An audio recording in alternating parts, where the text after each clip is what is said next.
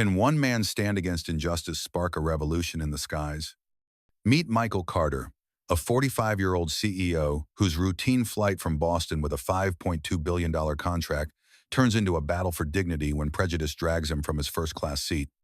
Witness his raw courage as he transforms humiliation into a movement for respect, rewriting aviation history with a single, powerful choice.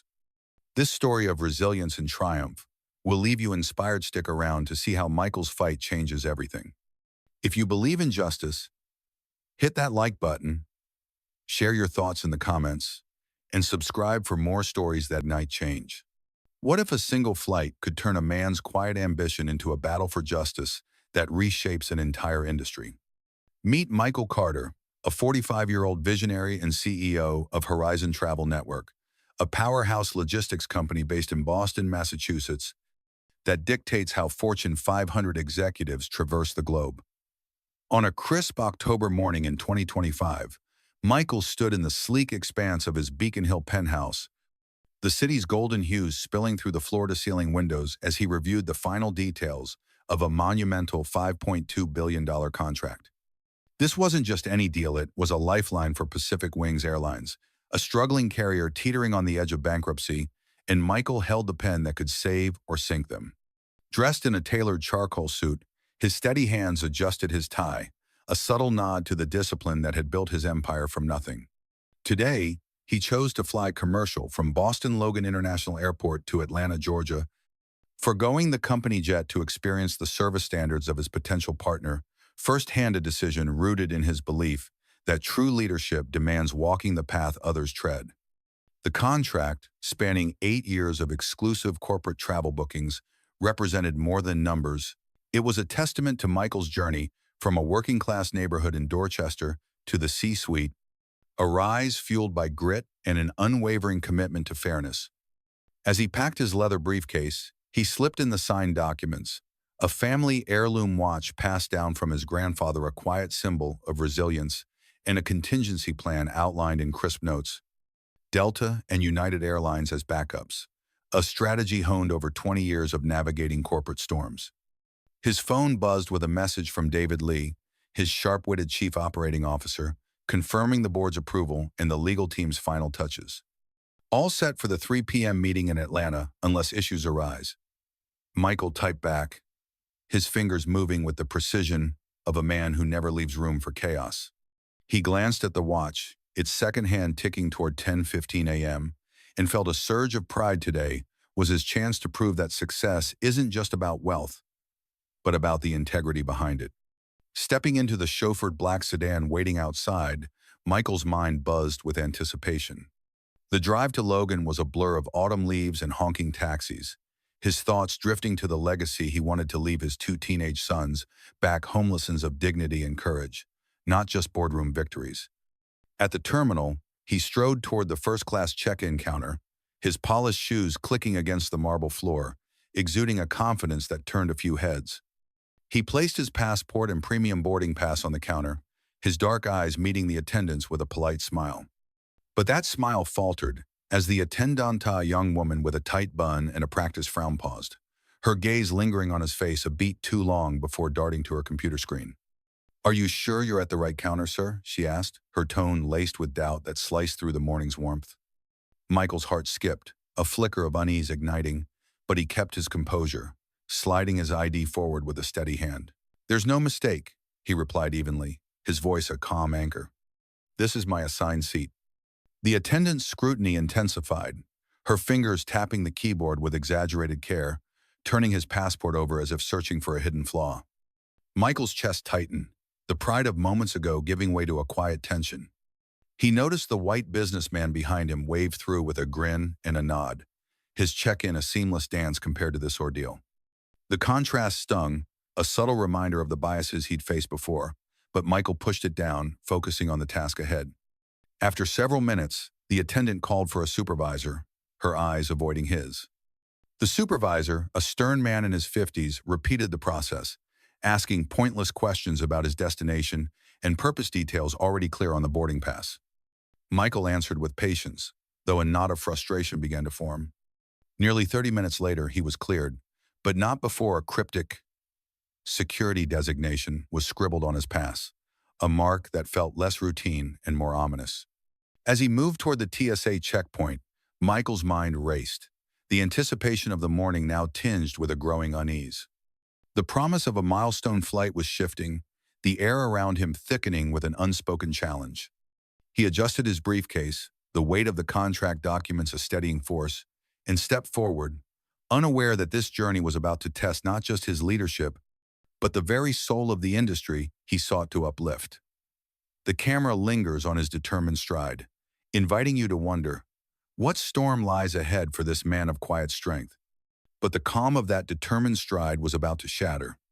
As Michael Carter approached the TSA checkpoint at Boston Logan International Airport, the weight of his briefcase seemed to grow heavier, the heirloom watch ticking louder against the hum of the terminal.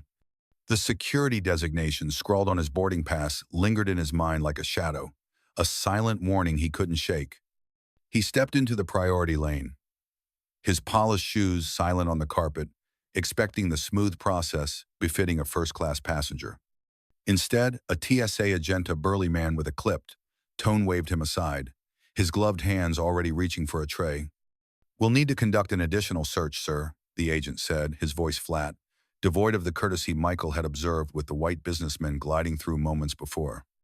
Michael's stomach tightened, a flicker of unease flaring into quiet indignation as he complied, placing his briefcase and jacket on the table. The search began with clinical precision, but the roughness soon betrayed intent.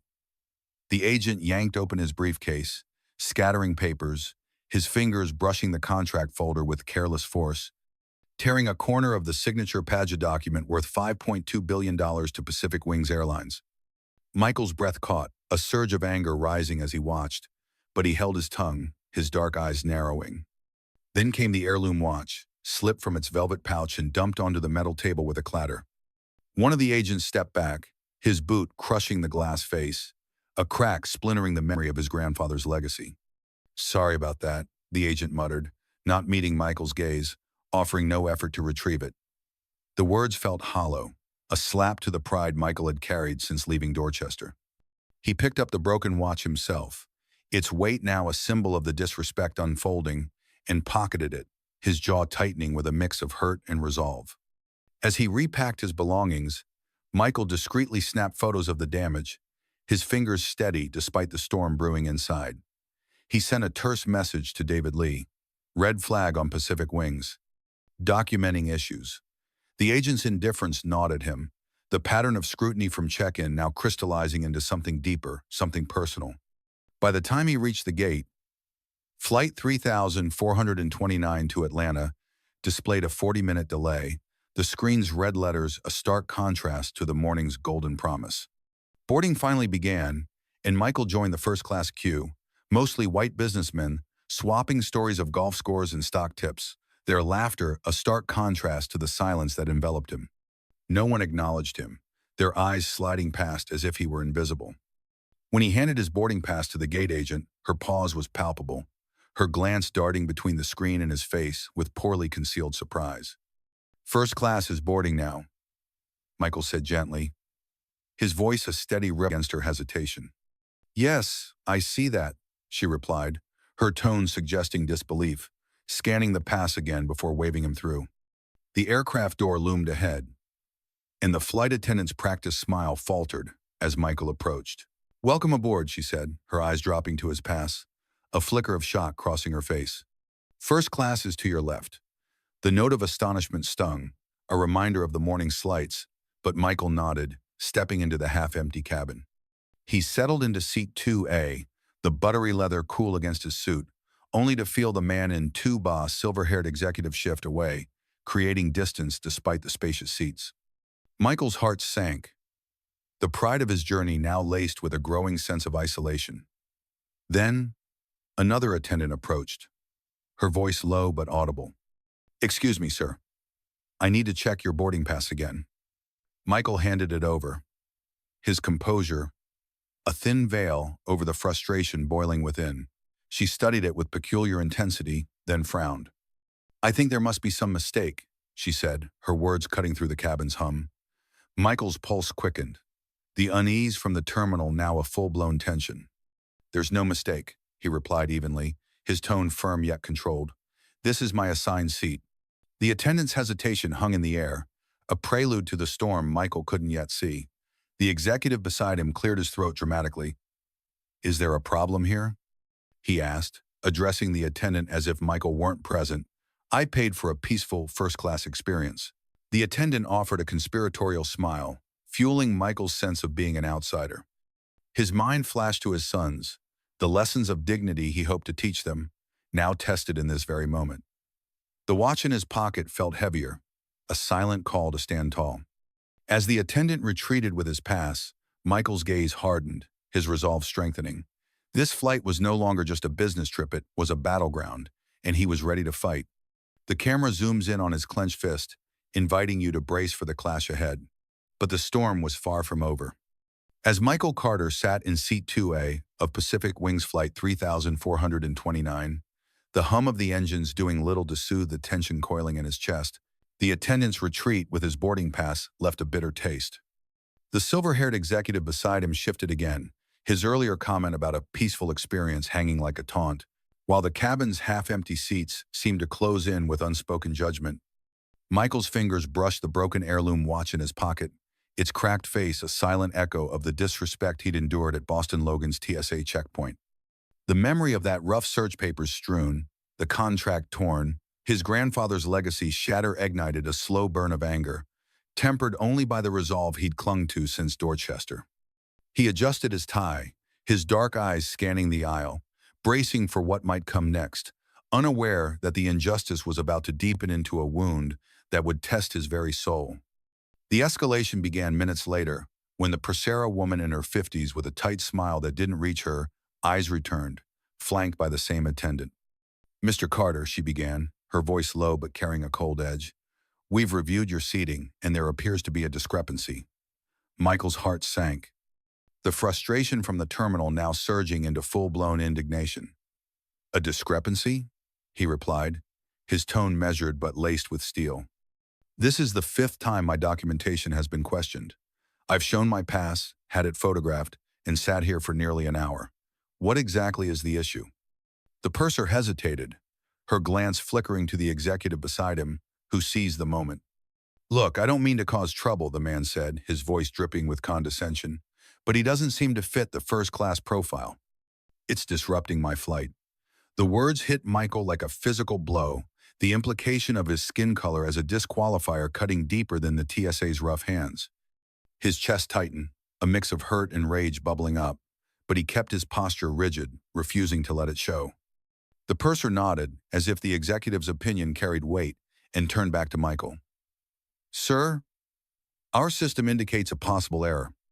We need to relocate you to seat 27C in economy for the remainder of the flight." The suggestion 27C, a cramped middle seat, was a deliberate humiliation, a stark contrast to the leather comfort of 2A. Michael's mind flashed to his sons. The lessons of dignity he'd promised them, now mocked by this orchestrated slight. "That's unacceptable," he said, his voice steady despite the storm within. "My ticket is valid, my seat confirmed. I'm not moving." The purser's smile faded, her eyes narrowing. "This isn't optional, Mr. Carter. We can't delay the flight further." The cabin grew quiet, passengers turning their heads, some discreetly recording, their curiosity a silent witness to the unfolding drama. Michael felt the weight of their stares, a mix of pity and indifference, fueling his resolve. He leaned forward slightly, his gaze locking with the purser's. "The delay isn't my doing. I'm sitting in my assigned seat, doing nothing but my job. If there's a problem, it's with your airline, not me." The tension peaked as the purser signaled to the attendant, who hurried off, returning with 2 security officers, burly men with stern faces and Pacific Wings badges. "Sir, you need to come with us," one barked, his tone dismissive, as they loomed over Michael. The executive beside him smirked, muttering, "About time," while the purser stepped back, her complicity evident. Michael's anger flared, a hot surge of injustice as the officers grabbed his arms, their grip tight and unyielding. They dragged him down the aisle, past shocked passengers, past attendants who averted their eyes, their smirks a mirror to the TSA agent's indifference. The torn contract slipped from his briefcase, fluttering to the floor, a symbol of the $5.2 billion deal now at risk. His watch dug into his palm, the crack a reminder of his grandfather's pride, now trampled under this public humiliation. "I have a right to know why I'm being removed," Michael said, his voice clear despite the pain, each word a defiant stand against the tide of bias. The ordeal paused as they reached the jetway, the officer's pace slowing under the weight of passenger gazes. Michael's mind raced, the hurt of being singled out morphing into a steely determination. He noticed a woman recording, her phone steady, and a man whispering to his seatmate, their concern a faint lifeline. The taller officer muttered, just loud enough, "First class isn't for people like you." A racial jab that pierced Michael's core, igniting a deeper wound. His throat tightened, tears of frustration threatening, but he swallowed them. His dignity, a shield.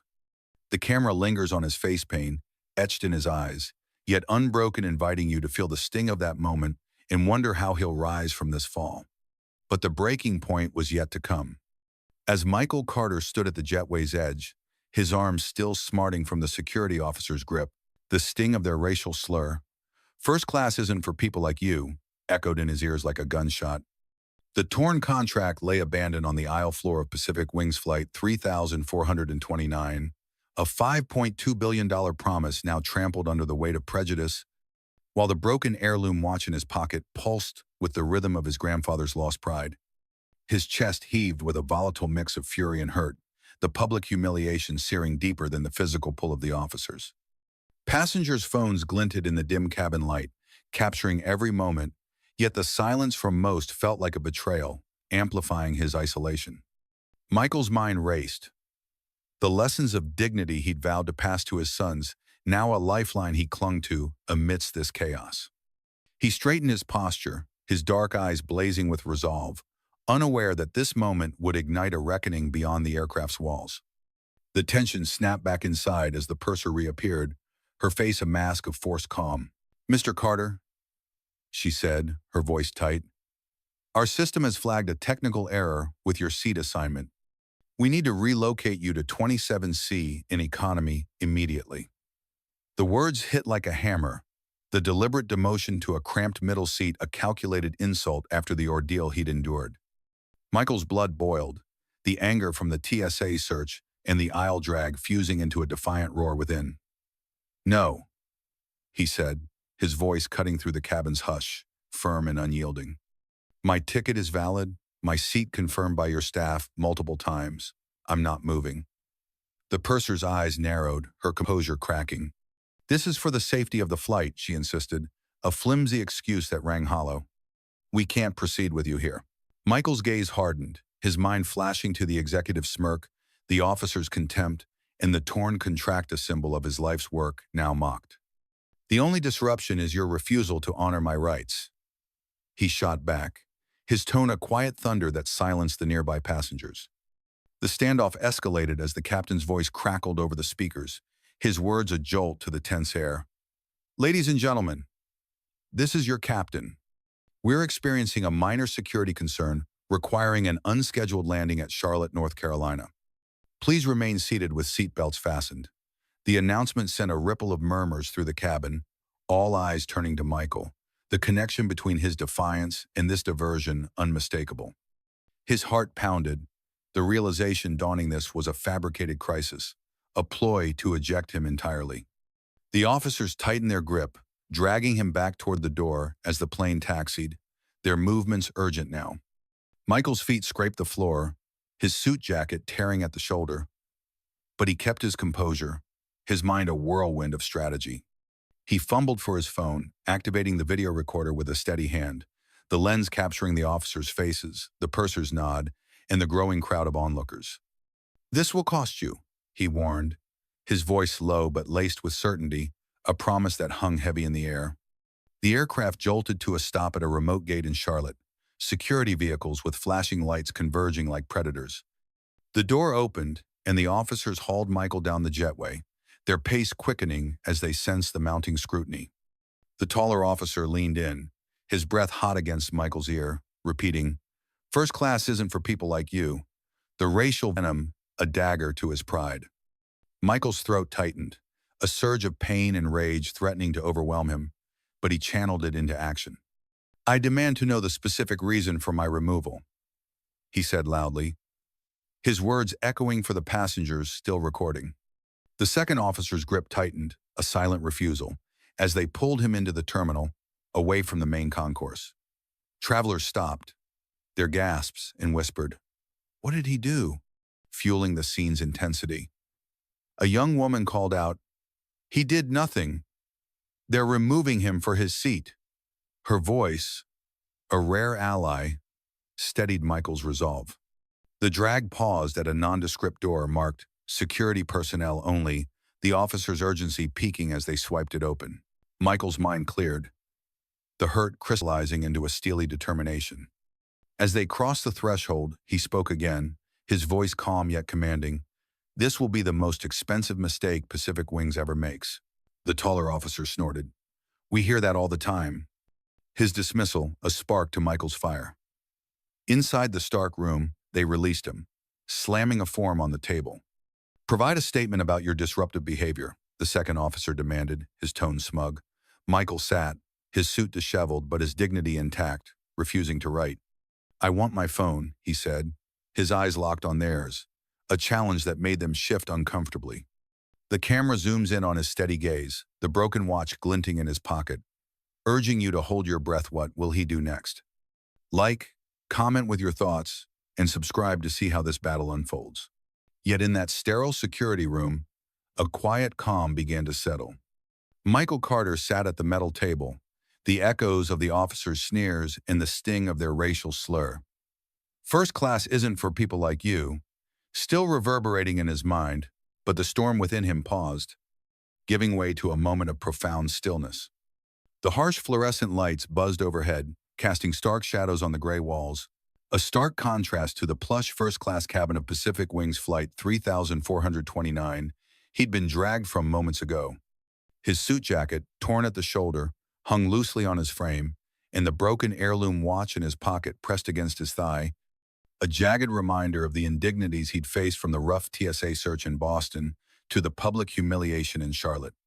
But as the taller officer stood by the door, his earlier smirk replaced by a flicker of unease, Michael's steady breathing became a silent rebellion, a testament to the inner strength he'd carried since his days in Dorchester.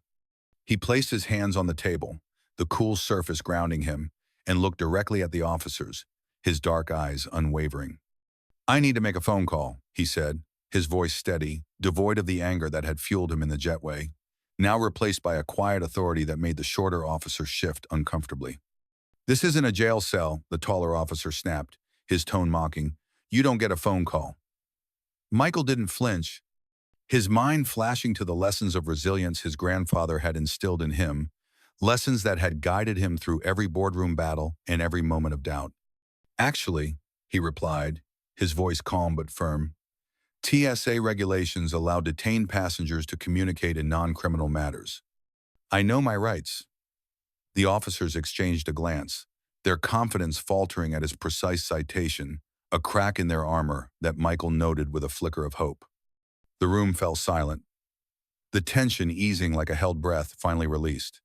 Michael leaned back in the chair, his gaze drifting to the scratched table, his thoughts turning inward. He thought of his sons back in Boston, their faces bright with the promise of a future he'd fought to secure, a future where dignity wasn't a privilege, but a birthright. The memory of their laughter grounded him, a reminder of why he couldn't let this moment break him. He thought of the $5.2 billion contract, now a crumpled mess on the aisle floor, a deal meant to save Pacific Wings but tainted by their prejudice. The hurt of being dragged through the terminal, the weight of passenger stare-some recording, some averting their eyes settled into a deeper realization. This wasn't just about him. It was about every person who'd ever been made to feel less than, every traveler whose skin color marked them as an outsider in spaces they rightfully belonged. In that stillness, Michael felt a spark of clarity, a recognition of the power he held not just as a CEO, but as a man who refused to be diminished. The officers' taunts, the purser's complicity, the executive's disdain, they couldn't strip away the strength he'd built over decades, the empire he'd created from nothing. He reached into his pocket, touching the broken watch, its cracked face a symbol not of defeat, but of endurance. His grandfather had worn it through years of struggle, a quiet defiance against a world that often refused to see his worth. Now, it was Michael's turn to carry that legacy forward, to turn this moment of shame into a stand for justice. The officers returned his phone and briefcase, their movements hesitant, as if sensing the shift in the air. "You can have your things," the shorter officer muttered, sliding the items across the table with a begrudging nod. Michael picked up his phone, his fingers tracing its edges, and felt a surge of hope not for himself, but for what this could mean for others. He wasn't just a passenger wronged, he was a catalyst, a voice that could echo beyond this room. The contract, the flight, the industry itself, they were all about to feel the weight of his resolve. As he prepared to make his call, his mind sharpened, the hurt giving way to a quiet determination, a promise to his sons, his grandfather, and every person who'd ever been told they didn't belong. The camera lingers on his steady hand, the watch's cracked face glinting in the light, whispering a question. What will he do with this power? And in that moment of clarity, Michael Carter seized his power. Sitting in the stark security room at Charlotte Douglas International Airport, the weight of his broken heirloom watch grounding him, he held his phone with a steadiness that belied the storm he'd endured. The officers' earlier sneers had faded, their unease palpable as they stood by, watching him press the call button with deliberate calm. The line connected after 2 rings, and David Lee's crisp voice answered, "Michael, what's going on?" The concern in his COO's tone was immediate, a lifeline across the miles. "David," Michael began, his voice a blend of steel and resolve, "I've been forcibly removed from Pacific Wings Flight 3429 after repeated discrimination." A stunned silence followed, then David's voice erupted with alarm. "Are you okay? Do we need legal on this?" Michael cut through, his focus absolute. "What I need is for you to execute Plan B. Cancel the $5.2 billion contract with Pacific Wings effective immediately. Move everything to Delta Airlines." The words landed like a gavel, a decision that would echo far beyond this room. David's response was measured, but the shock was clear. "Michael, that's their lifeline. Their stock will tank." Michael's gaze flicked to the officers, their faces paling as the number sank in $5.2 billion, a sum they couldn't fathom. "I'm aware," he replied, his tone leaving no room for debate. "Do it now. Full press release within the hour. Make it clear why this is happening." The shorter officer shifted nervously, his hand hovering over his radio, while the taller one, the one who'd made the racist remark, stood frozen, the gravity of Michael's words dawning on him. "Yes, sir," David said, his voice now crisp with efficiency. "Delta's been on standby since your earlier messages. The legal team's drafting the release based on the videos. They're everywhere. You're trending nationwide under number Justice for Carter." Michael nodded, a flicker of satisfaction cutting through the hurt. "Good. Have Marcus bring the car to Charlotte. I'll meet with Delta within the hour," David confirmed. "He's already on the way. Stay safe, Michael." The call ended, and Michael set the phone down, his eyes locking onto the officers. "You might want to call your superiors," he said coolly, "if you still have jobs after this." The aftermath unfolded like a tidal wave. Within minutes, passenger videos of Michael's removal, his torn suit, the officer's grip, the racial slur spread across social media, igniting outrage. Number Justice for Carter became the top hashtag in the country, a rallying cry for justice that amplified the story beyond the terminal. Meanwhile, 1,200 miles away in Pacific Wings' New York headquarters, chaos erupted. CEO Richard Hayes paced the boardroom, his face ashen as the chief communications officer delivered the news. "Horizon Travel Network has terminated all negotiations, effective immediately. They're moving to Delta." Hayes slammed his fist on the table, his voice cracking. "That's not possible. We've been working on this for months." But the screens on the wall told a different story. Pacific Wings stock plummeted 30% in an hour, a freefall that would soon seal their fate. Financial analysts on cable news were already speculating bankruptcy, one noting, "This isn't just a PR crisis, it's a death knell." They needed that contract to survive. Back in Charlotte, Michael stepped into the black Mercedes waiting at the VIP exit, the door closing with a soft thud that sealed him in a cocoon of quiet resolve. He allowed himself a single deep breath, the weight of the morning's indignities lifting as he exhaled. His phone buzzed with a news alert. Horizon Travel Network cancels 5.2B contract with Pacific Wings amid discrimination scandal. The stock ticker showed a 45% drop, a number that brought a grim satisfaction. Hours later, at Delta Airlines Atlanta headquarters, Michael stood in a gleaming boardroom, the city skyline sprawling beneath him. Delta's CEO, Thomas Bennett, extended a hand, his expression amid respect and urgency.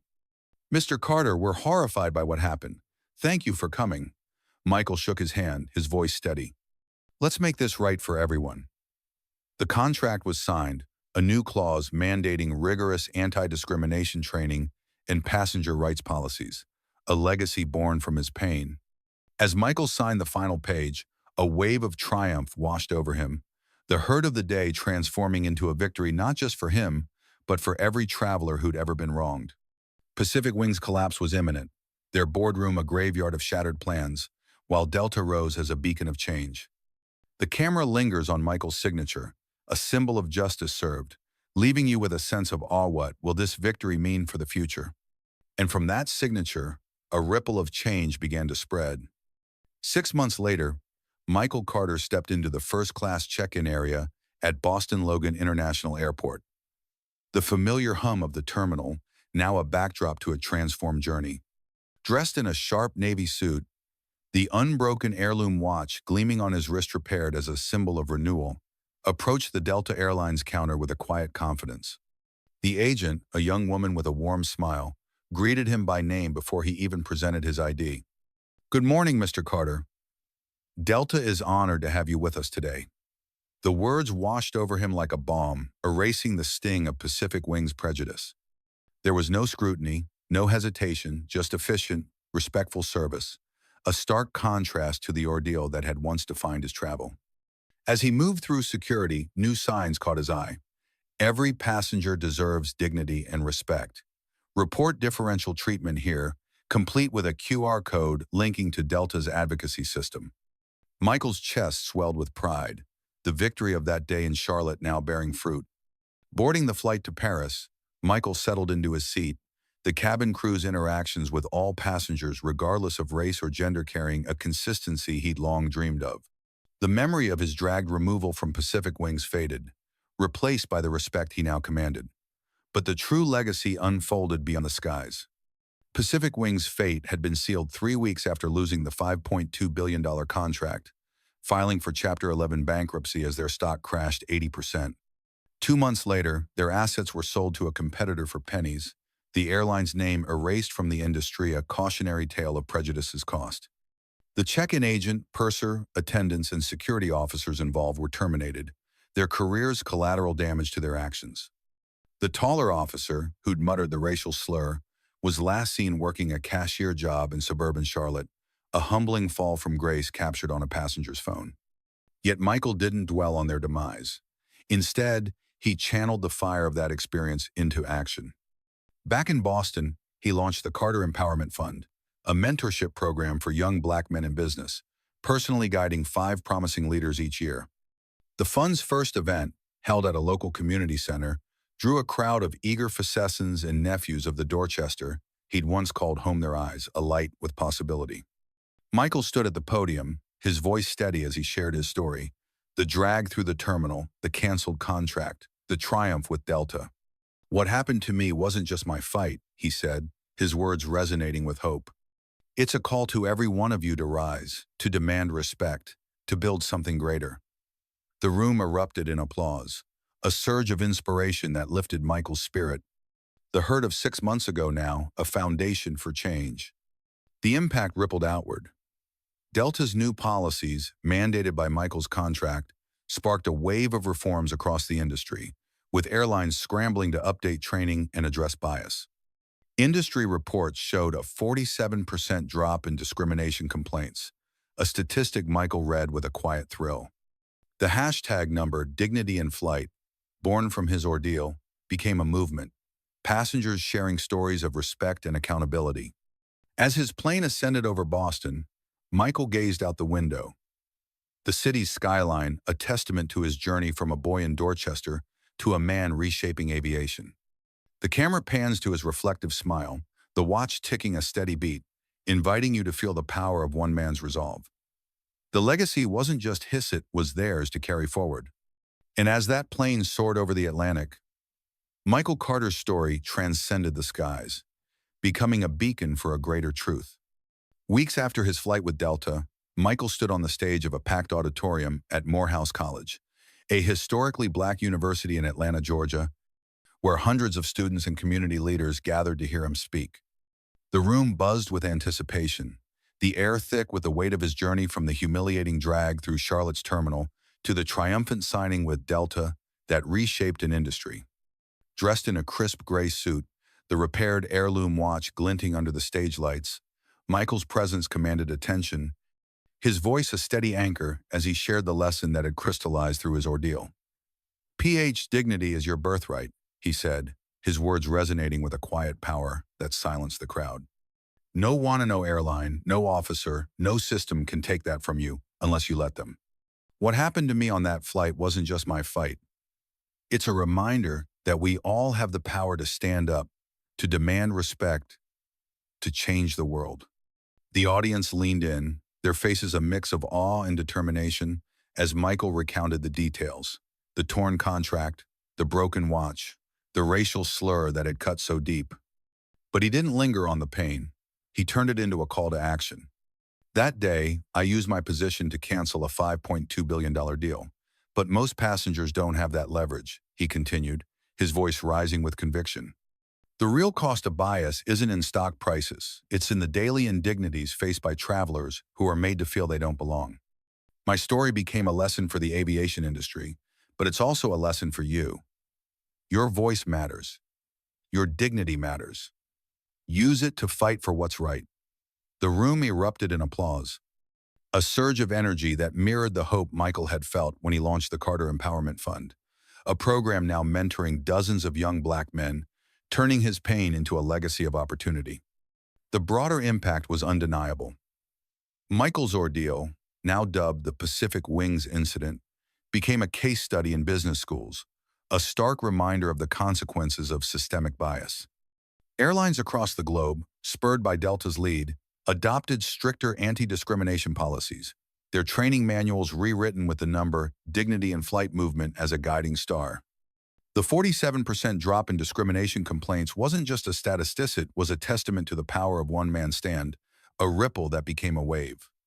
Michael paused, his gaze sweeping the auditorium, connecting with each face.